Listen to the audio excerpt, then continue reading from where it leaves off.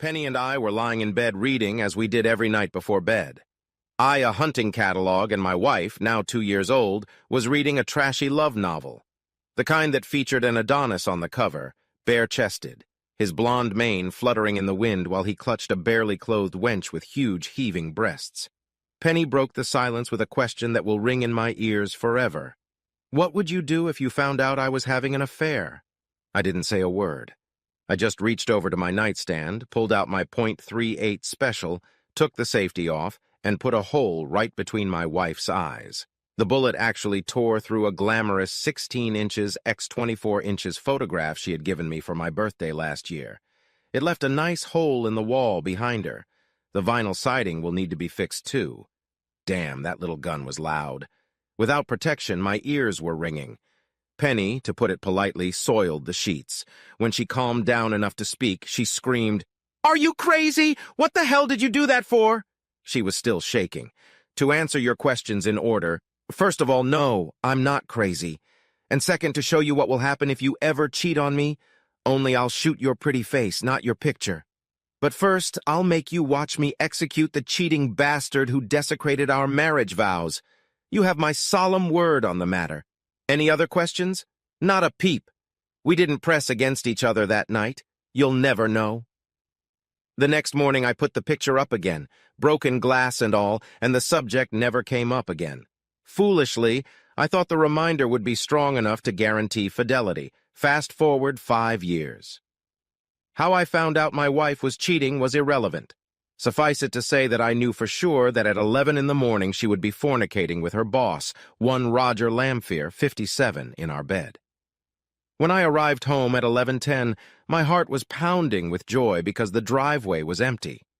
I prayed that my fact was wrong. However, I needed to get inside to make sure no one was home. Our house has a side entry garage, and I was able to pull into the driveway without being seen from the master bedroom. When I opened the garage door, I almost threw up. Standing next to Penny's BMW was someone else's black Mercedes. I knew what I had to do. I took a deep breath and calmly loaded the 12-gauge pump shotgun with 6 high-velocity rounds. They were duck cartridges that spit out steel that shot more than 100 feet into the air. I made a circle and slowly opened the door. On the floor of the Italian marble hallway lay a pile of discarded clothes that Penny just had to have. Fury boiled over when I saw my birthday present for her hanging from the banister, lace panties and bra that my wife had yet to wear for me. As I climbed the spiral staircase, I could hear them fucking like animals in our marital bed. No words, just guttural sounds like two lovers who can't speak. The door was open, and I could see Lamphere pounding my wife and his fat white ass jiggling with each thrust. I waited until he straightened up and then walked up behind him so Penny wouldn't see me. I wanted this to be a surprise, badly. When he got a good rhythm going, I aimed the shotgun about 6 inches from the base of his skull and squeezed the trigger. Fire burst from the barrel, and 100 pea-sized steel pellets pierced his head. I was amazed to see his body take 2 more jolts before collapsing onto Penny. I guess it took his brain a while to tell his cock that he was going to spend eternity with a disgusting box of blue balls. Penny let out a single scream as the bright red blood and gray matter of his brain splattered all over her. Then she fell silent. She fainted. I had never killed anyone before, and I didn't know what to do. I really wanted to talk to Penny before I executed her, so I rolled the dead bastard off her and onto the floor. The bullets had made a neat hole about 1 inch in diameter in his forehead. Until today, every dead person I'd ever seen had been made up by an undertaker to look like they were asleep. No. Lamphere looked very dead, and he would not be buried in an open casket. He fell to the floor with a thud, and then I saw that his eyes were still wide open, looking at me. I had to admit it made me nervous, so I pulled the blanket off the bed and threw it over the corpse. After a few minutes of waiting, I began to lose patience. I went to the bathroom, poured a glass of cold water, and splashed Penny in the face. She sat up and shook her head. It looked like she was trying to figure out if this was all a bad dream. She realized it wasn't when she ran her hand over her face and was rewarded with a handful of Lamphere's brains. I could see that she realized the reality of her predicament by the pure terror in her eyes. She tried to scream, but fear prevented the sounds from escaping. The only sound was her gulping for air with her mouth, like an asthmatic trying to draw breath. All too soon, that was replaced by her banshee-like screams. I was beginning to worry that I wouldn't have the guts to shoot her. I mean, it's one thing to shoot a fat fuck in the back, but it's quite another to kill the woman I loved. I mean, I'm an accountant, not an assassin. You know I get mad when you cry. I'm telling you right now, cut the crap. It won't help you one bit. I offered her a towel to wipe the brains and blood off her exposed breasts. She started to speak, but her lips were trembling so badly I couldn't understand her. I told her to calm down and take a deep breath because I wanted to hear what she had to say. After a couple minutes, I could finally make it out. Am I going to die? Remember what I told you I would do if you had an affair? She nodded her head. Can you give me one good reason why I shouldn't kill you? She had the most bewildered expression on her face, as if she was digging through the depths of her mind to find the marvelous words that would soften her death sentence. At last she murmured, No. You've been my wife for 7 years, so I'll give you 7 minutes to reconcile with God. I warn you, if you try to talk me out of killing you, I'll blow your head off in an instant. I looked at my watch and said, Time's up. Penny closed her eyes, and I assumed she was praying because I could see her lips moving. Then she opened her eyes and moaned pitifully. 5 minutes. I'm so sorry. I screwed up. Shh. 4 minutes. Penny stopped talking. I wonder what I would do if I only had 4 minutes to live. I looked at my watch. 3 minutes. Matt, I'm so scared. Me too. Tears were rolling down my cheeks. 2 minutes. Is this gonna hurt a lot? Close your eyes. You'll open them in heaven. Penny started to sob louder, but finally managed to speak. Please shoot me in the chest, not in the face. I nodded and pointed the muzzle at her heart. Goodbye. The characteristic metallic sound of the bolt clicking as it chambered a 12-gauge cartridge echoed through the room. I love you. I love you too. I pulled the trigger and ripped the life out of my wife. The shot made a hole in her chest the size of the hole she'd left in my heart. I sat down next to her lifeless body and cried for at least an hour. Then I took out a notebook and began to write my confession. I started by telling her about the hole in the painting and ended with, I am a man of my word and I kept my promise to my wife.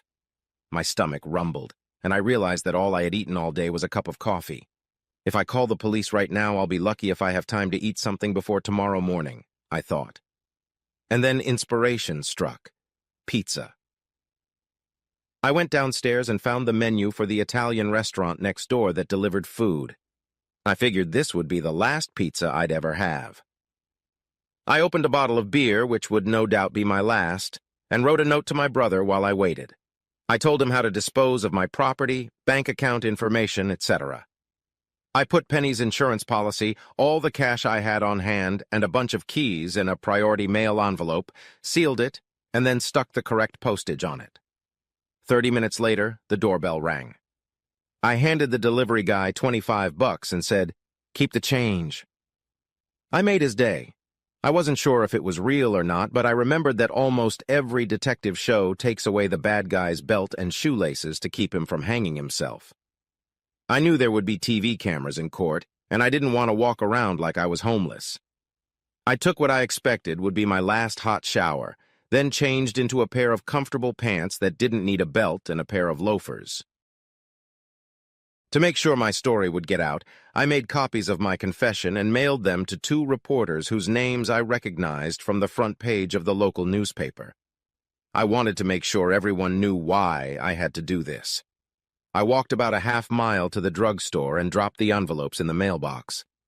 As I walked back, I realized I was taking my last walk as a free man. 10 minutes later, I took one last walk through our house, ending in the master bedroom. I kissed Penny goodbye one last time and went downstairs to call the police. I placed my signed confession on the floor next to the disassembled shotgun. 911. What is your emergency? My name is Matthew Weiss. I just shot my wife and her lover. I have your address, 2201 Morrison Street. Yes, ma'am. They're in the bedroom upstairs. I'm sending a squad car and an ambulance. I've alerted the officers that you're armed. Please state your intent. No problem, ma'am. Tell the officers I will offer no resistance. The front door is wide open, and I'll be lying face down with my fingers behind my head. A couple minutes later, the first patrol car arrived. It took them almost as long to get in and handcuff me.